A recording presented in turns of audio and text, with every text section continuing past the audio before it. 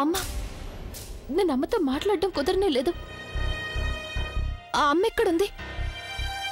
నన్ను నీకు నర్సుగా మార్చేసి అందరూ వెళ్ళిపోయారు. అయినా ఏమన్నా నువ్వు ఈ నర్సుకి మనసు లేదనా? ఈ రాక్ స్టార్ కి మనసు లేదనా? నాకు గనక మనసు లేకపోయి ఉంటే నా లవ్ సాంగ్స్ అని హిట్ అయ్యేవే కాదు. ఒకసారి వెళ్ళి తనుని అడిగి చూడు, నాకు ఎంత పెద్ద మనసు ఉందో తను చెప్తుంది. నాకెవరిని ఏమీ అడగాల్సిన అవసరం లేదు.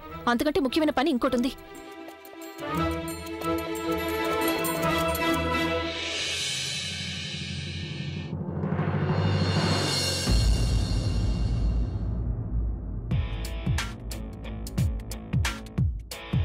మీ మనసు ఎంత మంచిదో ఇప్పుడు తెలిసింది. నేను అవకాశవాదులకి ఏ మాత్రం సహాయం చెయ్యను. ఎక్కడికి వెళ్తున్నావు నువ్వు? మీకెందుకో? నాకు కావాలి. నువ్వు ఇలా నడుచుకుంటూ వెళ్ళడం నాన్నమ్మ చూసిందంటే నన్ను తిడుతుంది, రాత్రంతా నా చేత నీకు సేవ చేయిస్తుంది. అండ్ ఐ నో నువ్వు ఇదే కోరుకుంటున్నావు అని, కానీ నేను అలా ఎన్నటికీ జరగనివ్వను. లేదు, నేను వెళ్ళాలి. నిన్నెక్కడికి వెళ్ళనివ్వను. చూడండి, నాకు చాలా ముఖ్యమైన పని ఉంది. ప్లీజ్ నన్ను ఆపకండి. నీ డ్రామా ఆపేసి మాట్లాడకుండా పడుకో. నేనేమి డ్రామాలు ఆడడం లేదు. ప్రతిదాన్ని అనుమానించి జోక్గా తీసుకోవడం మంచిది కాదు. నేను మా అమ్మని కలవడం చాలా అవసరం చెప్తున్నాను కదా. Please let me go. Oh my God, ఈ కళ్ళజోడు ఎందుకు ఉన్నట్టుండి ఒక్కోసారి షాక్ ఇస్తూ ఉంటుంది. ఏంటి తను నడుచుకుంటూ వెళ్ళింది తన కాలికి? నాటకం. అత్తయ్య, మీరు చిన్నపిల్లలాగా నా చేయి పట్టుకుని మాట్లాడకుండా ఇక్కడ కూర్చో. నువ్వు. అత్తయ్య, మీరు చూసారు కదా పూజ రోజున ప్రజ్ఞకి అత్తవారింట్లో ఏం జరిగిందో. ఏదో చిన్న దెబ్బ తగిలితే పర్వాలేదు గాని తను స్పృహ తప్పి పడిపోయింది కదా. ఇప్పుడు తనకి స్పృహ వచ్చి ఉంటుందా? తన గురించి నాకు తెలియదు గాని సరళ, ఒకవేళ నువ్వు ఇదే విధంగా మాట్లాడుతున్నావంటే కాసేపట్లో నేను స్పృహ తప్పి పడిపోవడం గ్యారంటీ. వచ్చేటప్పుడు దారంతా ప్రజ్ఞ పురాణమే చెప్తూ వచ్చావు. కంగారు పడకక్క, దేవుడు అందర్నీ చూసుకున్నట్టే తన్ని కూడా చూసుకుంటాడు. నువ్వు ఆ దేవుడితో చెప్పు. ఒకటి, తన టెన్షన్ ని తీసుకెళ్లమను, లేకపోతే నన్ను ఈ ప్రపంచం నుంచి తీసుకెళ్లమను. నాకే చిరాకు వచ్చేస్తుంది. ఇక నేను పైకి వెళ్లిపోవడమే మంచిది. ఇంకెప్పుడు ఇలాంటి మాటలు మాట్లాడదు. మీకు గట్టిగా చెప్తున్నాను నేను. సరే, మాట్లాడు. నువ్వు కూడా మాట్లాడకుండా ఉండాలి. అలాగే, నేను మీతో ఒక్క మాట కూడా మాట్లాడను. నా మాట వినడానికి తప్పించిపోవాలి మీరంతా. నేను ఈ రోజు కోసం ఎప్పటి నుంచో ఎదురు చూస్తున్నాను సరళ. నీ టెన్షన్ పోయి నువ్వు మాట్లాడకుండా ఉండాలని. నానమ్మ, నేను అమ్మ మందులు తీసుకొస్తాను. అయిపోయాయి కదా. ఇంత రాత్రి నువ్వు ఒక్కదానివే వెళ్తావా? అయితే నానమ్మ, నేను కూడా వెళ్తాను బుల్బుల్కి తోడుగా. అలాగైతే పర్వాలేదు, వెళ్ళండి.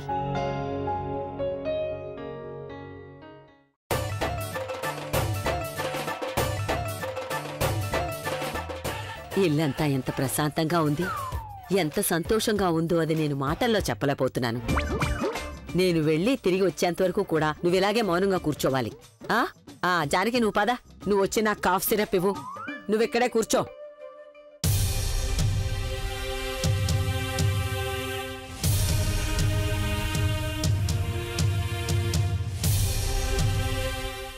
ప్రజ్ఞ,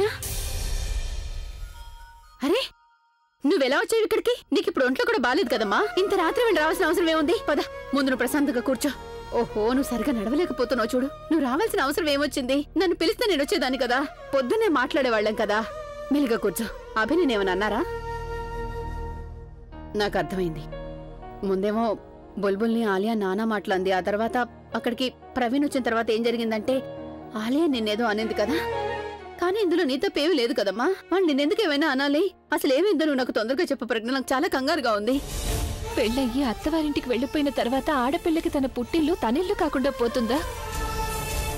ఈ ఇంట్లో నా వాళ్ళంటూ ఎవరూ లేరు, నాకు ఇంటికి సంబంధం లేదని అర్థమా? నువ్వెందుకు ఇలా మాట్లాడుతున్నావు? ఎందుకంటే నాకు అలాగే అనిపిస్తోంది. నేను ఇంటి ఆడపిల్లని కాదేమోనని నాకు అనిపిస్తోందమ్మా. మీరు నన్ను పరాయి వాళ్ళ ఇంటికి పంపించి నిజంగానే నన్ను పరాయిదాన్ని చేశారు. అందుకనే బయట వాళ్ళలాగా మీరు ఇంటి విషయాలేవి నాకు చెప్పడం లేదు. నాకు అర్థమైంది. నేను అత్తయ్యకి ముందే చెప్పానమ్మా, నేను నీతో పాటే అక్కడే ఉండిపోతాను అని. ఇన్నేళ్లుగా నీకెప్పుడు ఒంట్లో బాలేకపోయినా సరే లేచిన వెంటనే నువ్వు నన్నే కదా చూడాలనుకునేదానివి. కానీ అత్తయ్య అన్నారు, తనేమైనా ఇంకా చిన్నపిల్ల, తన భర్తున్నాడు, తనే చూసుకుంటాడు, నువ్వు ఇంటికి పదా అన్నారు. నీకు కోపంగా ఉంది కదమ్మా నువ్వు లేచే వరకు నేను అక్కడ ఉండకుండా వచ్చేసానని?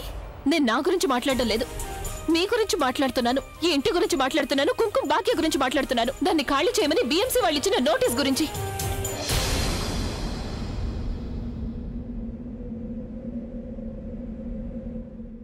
ఇంత పెద్ద విషయం దాచారు కదా నా దగ్గర. నన్ను పరాయిదాన్ని అనుకున్నందుకే కదా మీరు అందరూ ఈ విషయాన్ని నా దగ్గర దాచారు. చెప్పమ్మా. లేదమ్మా, నేను నిన్ను కంగారు పెట్టాలని అనుకోలేదు ప్రజ్ఞ. నాకు తెలిసి ఇప్పటికే నీకు మీ ఇంట్లో చాలా సమస్యలు ఎదురవుతున్నాయని. అది చాలక ఇక్కడ సమస్యల గురించి నీకు చెప్తే అప్పుడు నీ ధ్యాస అంతా ఇక్కడే ఉంటుందమ్మా. అక్కడ నువ్వు ప్రశాంతంగా ఉండలేవు కదా. అది నాకు కొంచెం కూడా ఇష్టం లేదు. నువ్వు నాకు చెప్పావు కదా అభితో కలిసి పూనా వెళ్తున్నావని నేను అప్పుడే నిర్ణయించుకున్నాను. ఇక్కడ విషయాలేవి అసలు నీకు చెప్పకూడదు, నేను అసలు కంగారు పెట్టకూడదు అని. అలా ఇలా నిర్ణయించుకుంటూ ఇది మాత్రం నా ఇల్లు కాదా? నేను నీ విషయంలో అలా చేస్తే అప్పుడు, నేను కూడా నీకు అబద్ధాలు చెప్తూ వస్తే అప్పుడు, నేను నా విషయాలన్నీ దాచి నీ ముందు నటిస్తూ వచ్చానంటే అప్పుడు నీకు ఎలా అనిపిస్తుంది? మరి మరి నువ్వు మాత్రం నా విషయంలో ఎందుకు ఇలా చేసావు? లేదు, నువ్వేం మాట్లాడొద్దమ్మా. ఎందుకంటే ఈ విషయంలో ఇప్పుడు నువ్వు నాకేం చెప్పినా నేను అందు వినదలుచుకోలేదు. అయినా నేను ఆ మాత్రం అర్థం చేసుకోలేను అనుకున్నావా? లేకపోతే నాకు తెలియదు అనుకున్నావా మన కుటుంబంకి ఆ హాల్ ఎంత విలువైనదని? నువ్వే కదమ్మా ఆ హాల్కి కుంకుమ భాగ్య అని పేరు పెట్టావు. ఆడదాని అదృష్టం తన కుంకుమతోనే ముడిపడి ఉంటుందని నువ్వు నమ్ముతావు. అలాగే ఆ హాల్ మన జీవితంలో ఒక భాగమైంది. నాకు సంబంధాలు చెడిపోయాయి. ఎందుకంటే వచ్చిన ప్రతి వాళ్ళు ఆ హాల్ కావాలని డిమాండ్ చేశారు. కానీ మనం ఏమాత్రం వెనకడుగు వేయలేదు. మనం కలిసి నిలబడ్డం, కలిసి పోరాడాం. కానీ ఆ హాల్ ని మాత్రం ఎప్పుడు మనకి దూరం కానివ్వలేదు. కానీ ఈ రోజు ఈ విషయం నా దగ్గర దాచి నన్ను దూరం చేశావు. లేదు ప్రజ్ఞ, నువ్వు నాకెప్పటికీ దూరం కాలేవు తల్లి. ఏ తల్లైనా సరే తను చనిపోయేంత వరకు తన పిల్లల్ని దూరం చేసుకోలేదు ప్రజ్ఞ. నేను కేవలం నీ సంతోషాన్నే కోరుకుంటున్నాను. నేను ఎప్పుడు కూడా నువ్వు సంతోషంగా ఉండాలనే కోరుకుంటున్నాను. ఎప్పుడు ఏ సమస్య కూడా నీ దగ్గరికి రాకూడదని నేను కోరుకుంటున్నాను ప్రజ్ఞ. అంతేనమ్మా.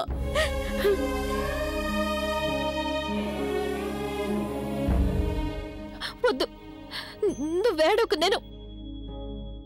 నేనేదో ఏడిపించాలని నీ మీద ఇలా కోపడ్డం లేదమ్మా. కానీ నువ్విక్కడ సమస్యల్లో ఉంటే నేను మాత్రం అక్కడ ఎలా సంతోషంగా ఉండగలను? నాకు చెప్పకపోతే సమస్యను ఎలా దూరం చేయగలను? ఆ హాల్ ఈ కుటుంబంలో భాగం. అలాగే నేను ఇంట్లో ఒక భాగం. నేను దానికి ఏవి కానివ్వనమ్మా. బహుశా అందుకేనేమో ఈ విషయం నా దాకా వచ్చింది. ఒకవేళ రాలేదంటే నన్ను నేను ఎప్పటికీ క్షమించుకోలేను. నా కుటుంబానికి ఏమీ చేయలేకపోయానని బాధపడతాను. కానీ ఇప్పుడు నేనేవి కానివ్వను. నువ్వేమాత్రం కంగారు పడకమ్మా.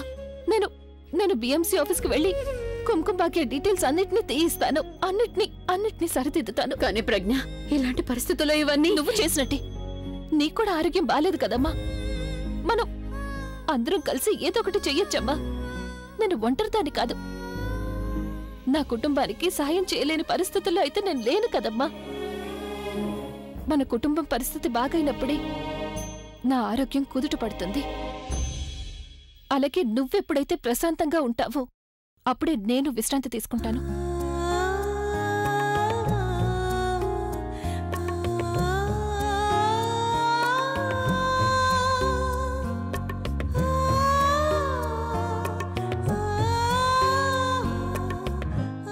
ఇక నువ్వు మందులు వేసుకుని విశ్రాంతి తీసుకో.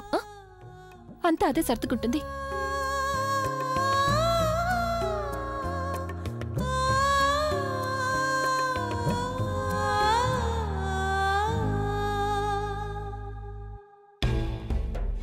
ప్రజ్ఞకి హాల్ గురించి ఎవరు చెప్పుంటారు? ప్రజ్ఞది మొబైల్ ఫోన్ నెట్వర్క్లోకి వచ్చింది. ఇప్పుడే తనతో మాట్లాడాను. కానీ తనకి హాల్ గురించి ఏమీ చెప్పలేదు. ఒకవేళ నీతో మాట్లాడితే నువ్వు కూడా హాల్ గురించి తనకి ఏమీ చెప్పద్దు. బుల్బుల్ కాకుండా ప్రజ్ఞకి విషయం ఇంకెవ్వరు చెప్పే అవకాశం లేదు.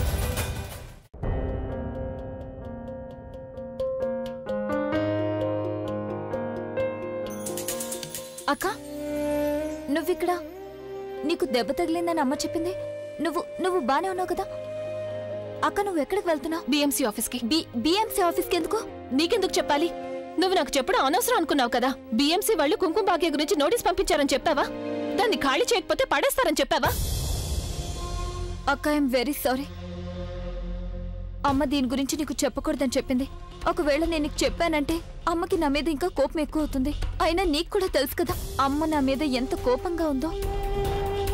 ఐఎమ్ సారీ, నేను అర్థం చేసుకోగలను. కానీ కనీసం నువ్వు నాకు హింట్ అయినా ఇచ్చుండాల్సింది కదా.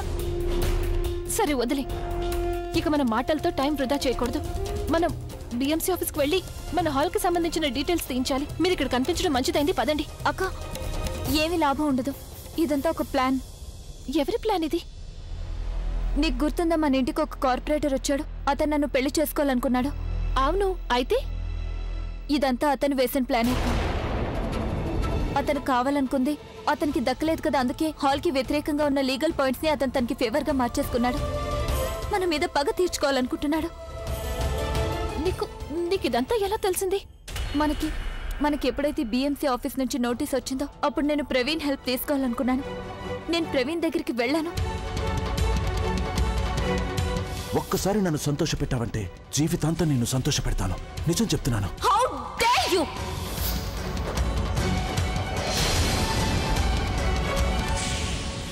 అతను ఏదైతే కోరుకున్నాడో అది అతనికి దక్కలేదు కదా, మన మీద పగ తీర్చుకోవాలనుకుంటున్నాడు.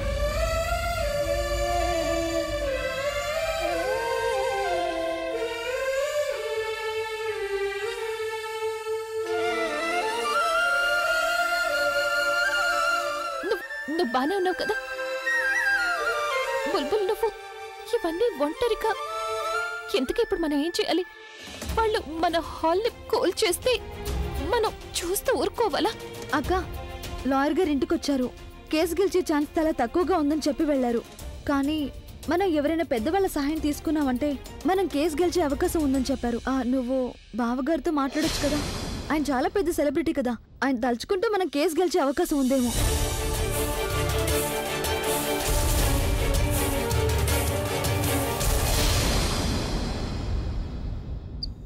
ఈ రోజు మన ఇంట్లో పండుగ సెలబ్రేట్ చేసుకున్నామా మనం? దసరానా ఇది? లేదు రాజ్, ఇదేంటంటే రండి వైశాలిని కష్టపెట్టండి అనే పండుగ. అత్తయ్యగారిని చూసావు కదా, ఏం చేస్తారు ఆవిడ? ఎలా ఒకదాని తర్వాత ఒకటి నిందలు వేస్తూనే ఉన్నారు. కానీ రాజు నువ్వేం చేసావు? నిలబడి అన్ని వింటూ ఉన్నావా? నోట్లో ఏమైనా ఉందా ఏంటి నీకు? నోరు విప్పి మాట్లాడలేవా అసలు? అమ్మా, వైశాలిని దుప్పటాకు నిప్పంటించలేదని చెప్పలేవా? తను నిన్ను కాపాడడానికి ప్రయత్నించిందని చెప్పొచ్చు కదా, కానీ లేదు. తిడుతుంటే మౌనంగా నిలబడి చూస్తున్నావు. నన్నేం చేయమంటావు? ఏం చేయాలి? అమ్మతో అక్కడ వాదిస్తూ కూర్చోవాలా? లేదు, మీరెందుకు మీ అమ్మతో వాదిస్తూ కూర్చుంటారు? మీరిక్కడ నిలబడి నాతో ఎంతసేపైనా వాదిస్తూ ఉంటారు. ఒక మాట చెప్పనా రాజ్, ఒకవేళ అత్తయ్యగారు దుప్పట్టాకి బదులు నా బయటికి నిప్పట్టుకుందంటే అప్పుడు నన్ను కాపాడడానికి ఎవ్వరూ ముందుకు రారు. ఇంకా చెప్పాలంటే నువ్వు కూడా రావు. కాలితే కాలిందని అలాగే వదిలేస్తారు నన్ను. దేనికంటే నేను నాన్న దగ్గరికి వెళ్ళిపోయి ఉంటే బాగుండేది. కనీసం పండుగైనా సవ్యంగా జరిగేది. అయినా నా తలరాతే బాలేదు అసలు. పండుగ రోజు కూడా నేను సంతోషంగా ఉండలేను. ఐ థింక్ ఇప్పుడు తనకి ఇచ్చేయాలి. ఇది చూసిందంటే ఖచ్చితంగా సంతోషిస్తుంది.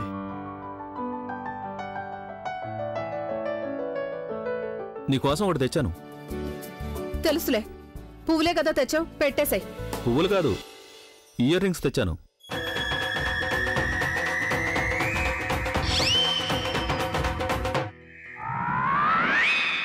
అవసరం లేదు నాకు. ఒక నిజాయితీ గల మనిషికి వైఫ్ని లంచం తీసుకోను నేను. సరే, నేను కూడా మొండి వైఫ్ హస్బెండ్ని. రెండోసారి అడగను. నీకు వద్దంటే చెప్పు, రెట్నిచ్చేస్తాను వీటిని.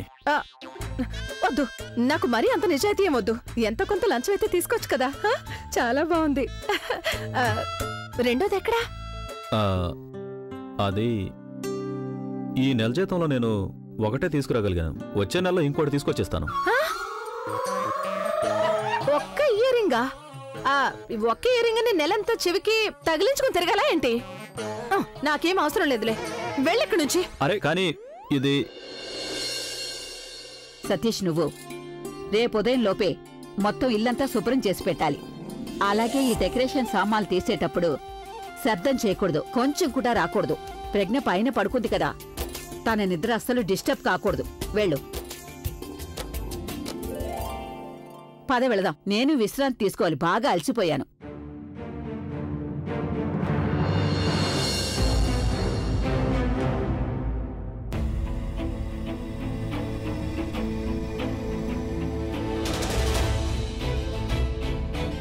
అమ్మా ప్రజ్ఞ, నువ్వు బయటికి ఎక్కడికి వెళ్ళొస్తున్నావు తల్లి? అయినా నువ్వు పైనున్నావు కదా, నిద్రపోతున్నావుగా. ఇలా చూడమ్మా, అప్పుడే నువ్వు నడవడం మంచిది కాదు. నిన్ను జాగ్రత్తగా చూసుకోమని అభికి చెప్పాను కదా. ఉండు, వాడిని ఇప్పుడే అడుగుతాను. అభి! వద్దమ్మా, మీరు ఆయన పిలవకండి. నా ఉద్దేశం, మీరు ఆయన్ని మీరు లేపకండి. అలసిపోయారు కదా, నిద్రపోతున్నారు. పైగా నా కాళ్ళ నొప్పి బాగా తగ్గిపోయింది. నిజానికి నేను ఆయనకి చెప్పకుండానే బయటికి వెళ్ళాను. ఎక్కడికి వెళ్ళావు ప్రజ్ఞ? అమ్మమ్మ, నేను అమ్మని కలవడానికి వెళ్ళాను. అమ్మని కలవడానికా? ఈ సమయంలోనా? తను బానే ఉంది కదా? ఇందాకే తను చాలా కంగారుగా అనిపించింది. ఇందాకే అంది, ఇక్కడే ఉండి నేను ప్రజ్ఞని జాగ్రత్తగా చూసుకుంటాను అని. కానీ నేనే బలవంతంగా తన ఇంటికి పంపించేశాను. ఎక్కువగా టెన్షన్ పడ్డం వల్ల తన ఆరోగ్యం ఏమీ పాడవలేదు కదమ్మా? లేదు, అదేం లేదమ్మమ్మా. అది నిజానికి తన మందొకటి నా దగ్గర ఉండిపోయింది. అది ఇవ్వడానికే వెళ్ళాను. ఒకవేళ సరైన సమయానికి మందులు వేసుకోకపోతే తన ఆరోగ్యం ఇంకా పాడవుతుంది కదా. ఇప్పుడు ఆరోగ్యం కాస్త పర్వాలేదు. టెన్షన్ పడాల్సిన అవసరం ఏం లేదు. వీళ్ళకెందుకు టెన్షన్ ఉంటుంది నానమ్మా? ఇండియాలో బెస్ట్ బిజినెస్ చేస్తున్నారు కదా వీళ్ళు, మ్యారేజ్ బిజినెస్. బలవంతంగానో సంతోషంగానో ఎవరో ఒకరు పెళ్లి ఎప్పుడొకప్పుడు జరుగుతూనే ఉంటుంది. వీళ్ళు డబ్బు సంపాదిస్తూనే ఉంటారు కదా. ఇప్పుడు నీకు మెలకు వచ్చిందా బాబు? నీకు నేను ప్రజ్ఞని జాగ్రత్తగా చూసుకోమని చెప్పాను కదా. నువ్వు ఉండి కూడా తను ఒంటరిగా బయటికి వెళ్లాల్సి వచ్చింది, అది ఇలాంటి పరిస్థితుల్లో. నానమ్మా, నేను ఒకటి చెక్ చేస్తున్నాను. చెక్ చేస్తున్నావా? ఏంటి? నేనేం చెక్ చేస్తున్నానంటే పెళ్లి ప్రదక్షిణాల్లో భార్యలు ఏవైతే ప్రమాణాలను చేస్తారో వాటిని పాటిస్తారా లేదనేది. ఎలా అంటే ఒంటరిగా బయటికి వెళ్లకుండా ఉండడం, ఎక్కడికి వెళ్ళినా భర్తని తోడుగా తీసుకెళ్లడం. అభి, నీ ప్రమాణాలని నువ్వు పూర్తి చేశావా? ఎప్పుడు నీ భార్యని ఒంటరిగా వదిలి ఉండకుండా ఎప్పుడైనా తన్ని జాగ్రత్తగా చూసుకున్నావా? నువ్వు తనకి ఈ ప్రమాణాల గురించి గుర్తు చేయాల్సిన అవసరం ఏమీ లేదు. ఎందుకంటే వీటి గురించి నీకన్నా తనకే ఎక్కువ తెలుసు. వాళ్ళింట్లో పెళ్లిళ్ళు జరుగుతూనే ఉంటాయి కదా, అలాగే ఎన్నో పెళ్లిళ్ళు సక్సెస్ కూడా అయ్యుంటాయి. అలాగే ఎన్నో పెళ్లిళ్లలో సవతుల చెడు దృష్టి కూడా పడే ఉంటుంది కదా. అమ్మమ్మ మీరు... అయ్యో, నాకు పాత రోజులు గుర్తొచ్చాయిలే. ఒకతుండేది, ఎప్పుడు నా భర్తని వల్లో వేసుకోవాలని ప్రయత్నిస్తుండేది. చాలు, మళ్ళీ మొదలు పెట్టద్దు, సరేనా? నేను నీతో ఒక విషయం మాట్లాడాలి. అమ్మమ్మ ఇక్కడ కాదు, నాతో పాటురా.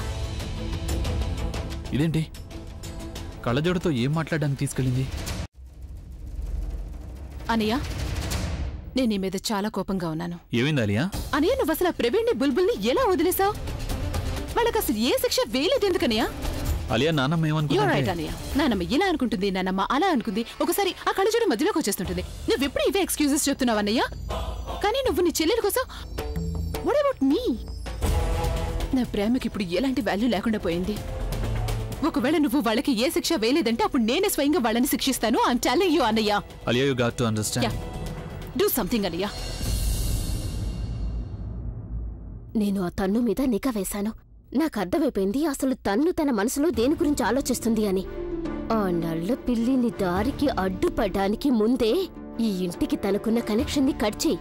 అప్పుడు నీకు ఎలాంటి సమస్య ఉండదు ప్రజ్ఞ. అమ్మమ్మ మీరు పొరపాటు పడుతున్నారు. తను ఈ ఇంటికి ఎందుకు వస్తుందంటే తను ఆలియాకి బెస్ట్ ఫ్రెండ్ కదా, అందుకని.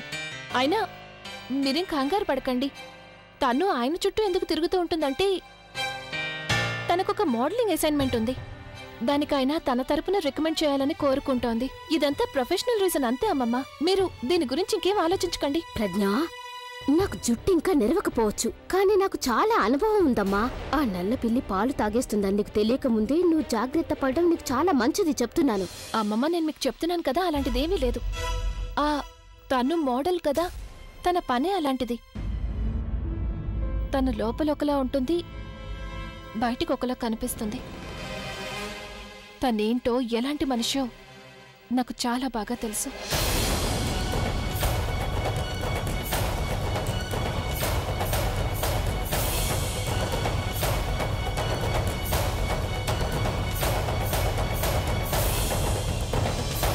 అలాగా తను నాన్నమ్మని తనుకి వ్యతిరేకంగా రెచ్చగొడుతోందా?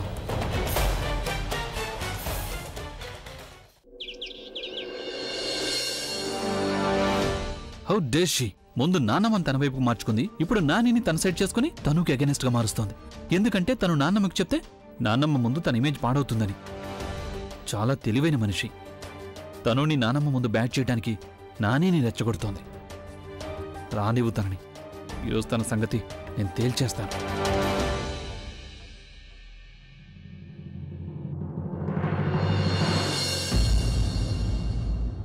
అసలు నీ గురించి నువ్వు ఏమనుకుంటున్నావు? ఇప్పుడు నేనేం చేశాను? ఇప్పుడు నేనేం చేశానా? నీ మొహానికి ఈ అమాయకత్వం సూట్ అవడం లేదు. నిన్ను షూట్ చేసి పారేయాలనిపిస్తోంది నాకు. అసలు నేనేం చేశానో చెయ్యలేదు, చెయ్యాలని అనుకున్నావు. నువ్వు కావాలనే నానిని రెచ్చగొట్టాలని అనుకున్నావు కదా. ఆవిడ వెళ్లి నానమ్మ ముందు తను గురించి చెడుగా చెప్పాలి, అప్పుడు నానమ్మ ముందు తన ఇమేజ్ పాడవాలనిగా. అప్పుడు నీ దారిలో ఉన్న ముళ్ళు లేకుండా పోవాలని. కానీ నేను నీ దారికి అడ్డుగా ఉన్న ముళ్ళుని తీసేయనివ్వను. చెప్పాలంటే నిన్నే నా దారికి అడ్డు లేకుండా తీసేస్తాను. ఏం చేస్తారో చేసుకోండి, కానీ అమ్మమ్మతో నేను అలాంటిదేవి చెప్పలేదు.